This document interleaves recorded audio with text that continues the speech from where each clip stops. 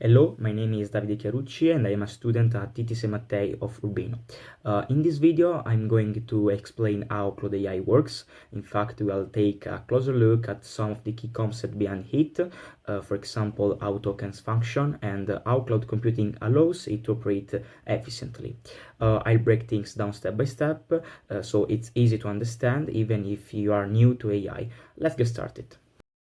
Here we are.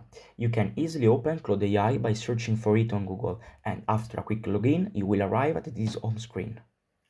If you look down here and click, you can see that I am currently using the Sonnet 4.5 model, but you can choose other models depending on your needs. Also, by clicking below, you will find several web and desktop extensions. You can add these to Claude to integrate it perfectly into your workflow and make its responses even more powerful and unique. Now, let's see how Claude actually processes tokens. You might ask, what exactly is a token? Think of them as small pieces of word or characters that the AI uses to understand and generate text. In this first example, I'm using a basic prompt. As you can see, the information Claude finds is too limited and very general.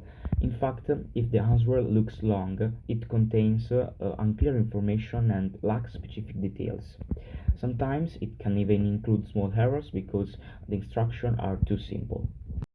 With this second prompt, we are adding some extra details that is not everything clouds need, but it's enough to get a much better result. The answer is now more organized and easier to follow. We are giving the AI a clear direction. Finally, look at this third prompt. Here we provide clear and complete context. So this allows Cloud to process more tokens efficiently and generate a professional response. The AI now provides practical examples to the users and organizes the information using clear titles and a list of key points. This shows that the more context you give, the better Cloud can reason and deliver high quality content.